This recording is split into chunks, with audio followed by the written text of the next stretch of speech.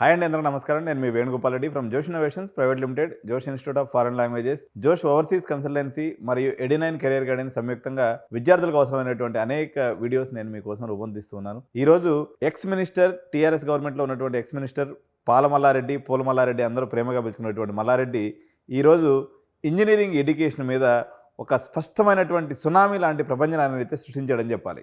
ఎందుకంటే 2025-26 విద్యా సంవత్సరానికి గాను మల్లారెడ్డి గారు 9,000 సీట్లతో దాడి చేయబోతున్నాడు. 9,000 సీట్లు. ఎందుకంటే తెలంగాణ మొత్తంగా తీసుకున్నప్పుడు మనకు ఉన్నటువంటిది 1,00,000 సీట్లు అండి. ఈ 1,00,000 సీట్లలో మల్లారెడ్డి కుటుంబ సభ్యులకు వరకే ఉన్నటువంటి సీట్లు ఒక 30,000, అంటే 30% ఆల్రెడీ ఆయన కబ్జా పెట్టేస్తున్నాడు. ఇంకొక 9,000 సీట్లతో మార్కెట్ని ఇంజనీరింగ్ సీట్లతో ముంచెత్తబోతున్నాడు అనమాట. ఈ యొక్క వివరాలన్నింటిని కూడా పూర్తిగా చూసేద్దాం. ఏ రకంగా ఇంపాక్ట్ ఉంటుంది రిమైనింగ్ ఇంజనీరింగ్ కాలేజీల మీద, మొత్తం మీద ఇంజనీరింగ్ వ్యవస్థ మీద రేట్లు ఏ విధంగా ఉండబోతున్నాయి మల్లారెడ్డి యూనివర్సిటీస్లో. ఇప్పుడు కొత్తగా అసలు 9,000 సీట్లు ఎలా తీసుకురాగలిగాడు? రేవంత్ రెడ్డి ప్రభుత్వం మల్లారెడ్డి మీద ఉక్కుపాదం మోపిందని చాలామంది అనుకుంటున్నటువంటి ఈ తరుణంలో మల్లారెడ్డికి మెడికల్ కాలేజీ పర్మిషన్ వచ్చేసింది.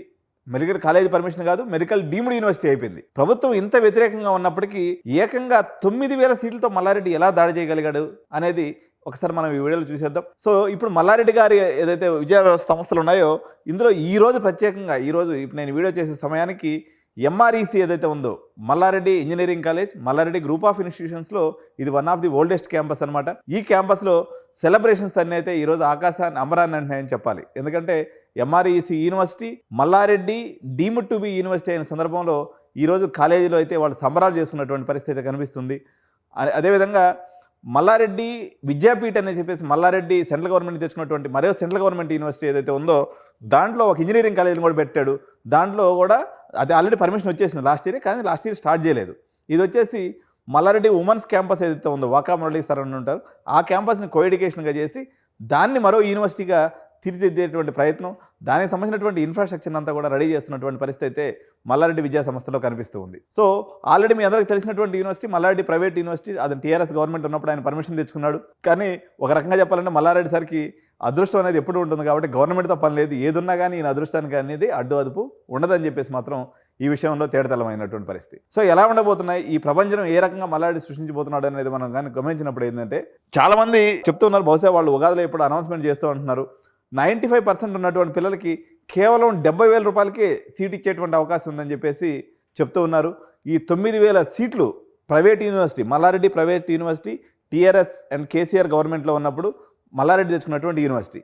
లాస్ట్ ఇయర్ వరకు దీని యొక్క ఇంటేక్ వచ్చేసి 1,500 ఎంత ఉండింది. దాని ఇన్ఫ్రాస్ట్రక్చర్ డెవలప్ చేసుకోవడం వల్ల దాని ఇంటేక్ని డబుల్ చేసుకున్నాడు. ఇది మొదటి యూనివర్సిటీ. రెండవ యూనివర్సిటీ వచ్చేసి ఎంఆర్ఈసి మల్లారెడ్డి ఇంజనీరింగ్ కాలేజ్ అనబడింది. మల్లారెడ్డి ఫస్ట్ క్యాంపస్ అని కూడా అంటుంటారు. దీనికి రామస్వామిరెడ్డి అనేటువంటి వ్యక్తి డైరెక్టర్గా వ్యవహరిస్తున్నారు. ఇది వచ్చేసి పర్మిషన్ లెటర్ వాళ్ళకి 1 వీక్ అయింది వచ్చి, కాకపోతే అఫీషియల్ అనౌన్స్మెంట్ అయితే ఈరోజు వాళ్ళు చేయడం జరిగింది. దీంట్లో 3,000 ఇంటేక్ ఏదైతే ఉందో వాళ్ళకి ఎగ్జిస్టింగ్ ఒక 1,800 వరకు ఇంటేక్ ఉండే, సడన్గా అక్కడ ఉన్నటువంటి బిల్డింగ్స్ ఏదైతే ఉన్నాయో ఆగమేఘాల మీద మరో 2,000 మందికి ఇన్ఫ్రాస్ట్రక్చర్ రెడీ చేయడం జరిగింది. తద్వారా ఈయన టోటల్గా 3,000 ఇంటేక్ అయితే వీళ్ళకి వచ్చేటువంటి పరిస్థితి ఉంది. ఇక్కడ ఒక విషయం గుర్తుంచుకోవాలి, ఎప్పుడైతే డీమ్డ్ యూనివర్సిటీ అవుతుందో తెలంగాణ విద్యార్థులు పొందేటువంటి ఈ యొక్క 1,200 సీట్లు ఏదైతే ఉందో లాస్ అయిపోతారు. సో ఎంఆర్ఈసీ అనేది ఇక మనకి ఎంసెట్ కౌన్సిలింగ్లో కనబడదు. ఇది కేవలం అన్ని మేనేజ్మెంట్ సీట్లు అమ్ముకోవడానికి ఉపయోగపడుతుంది. వాళ్ళు డీమ్డ్ యూనివర్సిటీ టెస్ట్ అని పెడతారు, ఆటోమేటిక్గా మెరిట్ స్టూడెంట్స్ అంటారు, అదంటారు ఇదంటారు అని చెప్పేసి ఓవరాల్గా Malla Reddy engineering college or Malla Reddy deemed to be university campus, దీన్నే మల్లారెడ్డి మెయిన్ క్యాంపస్ అంటారు. దీంట్లో ఒక 3,000 సీట్లు. ఓకే, మనం 2 యూనివర్సిటీస్ అయిపోయినాయి కదా. మూడో యూనివర్సిటీ ఏదైతే ఉందో ఇది సూరారంలో ఉన్నటువంటి మల్లారెడ్డి విద్యాపీఠ్ ఏదైతే మెడికల్ విశ్వవిద్యాలయం ఉందో దానికి అనుబంధంగా ఒక ఇంజనీరింగ్ కాలేజ్ అనేది వాళ్ళు ఆ రోజు పెట్టడం జరిగింది. అప్పుడైతే వాళ్ళు డాక్యుమెంటేషన్లో పెట్టినప్పుడు మల్లారెడ్డి ఉమెన్స్ ఇంజనీరింగ్ కాలేజ్ని చూపించారు.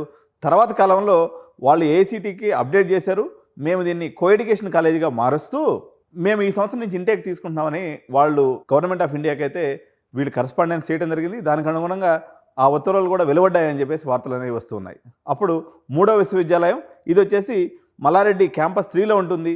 మీకు స్ట్రైట్గా చెప్పాలంటే మల్లారెడ్డి ప్రైవేట్ యూనివర్సిటీకి పోయే దారిలో రైట్ సైడ్ ఉన్నటువంటి క్యాంపస్ అనమాట ఇది. సో ఈ రకంగా 3 ప్రైవేట్ యూనివర్సిటీస్ మల్లారెడ్డి గారి సొంతం అవడం జరిగిందనమాట. సో ఈ 3 యూనివర్సిటీస్లో 2 డీమ్డ్ యూనివర్సిటీస్, ఒక ప్రైవేట్ యూనివర్సిటీస్, మొత్తం ఇంటేక్ వచ్చేసి 9,000గా చెప్పబడుతూ ఉంది. ఈ 9,000 సీట్ల సునామీతో తెలంగాణలో అయితే చిన్న కాలేజీలు ఏదైతే ఉన్నాయో దాని చుట్టుపక్కల ఉన్నటువంటి చాలా కాలేజీలు పతనావస్థకు చేరుకునేటువంటి అవకాశం ఉంది. ఈ యొక్క ఎఫెక్ట్ ప్రధానంగా పడబోయేటువంటి ఒక టాప్ 5 కాలేజ్ కానీ మనం తీసుకున్నప్పుడు దాని పక్కనే ఉన్నటువంటి నరసింహారెడ్డి ఇంజనీరింగ్ కాలేజ్ అయితే ఉందో చాలా ఇబ్బందికి గురయ్యేటువంటి అవకాశం ఉంది. దాని పక్కన ఉన్నటువంటి సెయింట్ పీటర్స్ ఇంజనీరింగ్ కాలేజ్ అనుకోండి, మేడ్చల్ కిష్టాపూర్లో ఉన్నటువంటి ఎంఆర్ఈఎం కాలేజ్ అనుకోండి, ఎల్లంకి ఇంజనీరింగ్ కాలేజ్ అనుకోండి, తర్వాత మనకి ఇది ఎంఎన్ఆర్ యూనివర్సిటీ అనుకోండి, ఇటువంటి చిన్న చిన్న కాలేజెస్ అన్నీ కూడా ఈ దెబ్బకి ఫినిష్ అయిపోయేటువంటి పరిస్థితి కనిపిస్తుంది. విద్యార్థుల పాయింట్ ఆఫ్ వ్యూ తీసుకున్నప్పుడు మల్లారెడ్డి సార్ అంటే మన సమరసింహారెడ్డి టైప్ అన్నట్టు అంతా దిబిడే. ఇక ఎట్లా ఉంటుంది, క్వాలిటీ ఏముంటుంది, ఇంతమందికి అసలు ఈయన ఎలా చదువు చెప్తాడనేటువంటి మీమాంస అయితే కొంతమంది విద్యావేత్తలు చెప్తున్నారు. ఇంకొన్ని దీనికి సంబంధించినటువంటి అప్డేట్స్ ఏమైనా వస్తున్నాయంటే మల్లారెడ్డి సారు మొత్తం డీసెంట్రలైజ్ చేశాడని చెప్పేసి సిస్టమ్ని, తద్వారా అనేక మంది జనరేషన్లో ఉన్నటువంటి నెక్స్ట్ వేవ్ అనుకోండి, లేకపోతే కాలేజ్ దేకో కాలేజీనే ఎవరెవరో ఇప్పుడు మన కెల్వియము ఇలాంటి వాళ్ళందరినీ కూడా ఇన్వైట్ చేసి వాళ్ళందరూ కూడా టెక్నికల్ ఎంపవర్మెంట్ లేకపోతే టెక్నికల్ ట్రైనింగ్ వాళ్ళ ద్వారా ఇప్పించడం ద్వారా ఈయన ఈ అడ్మినిస్ట్రేషన్ చేయాలని చెప్పేసి చూస్తున్నట్టుగా మనకి తెలిసిన వాళ్ళందరి ద్వారా తెలుస్తున్నటువంటి సమాచారం అనమాట.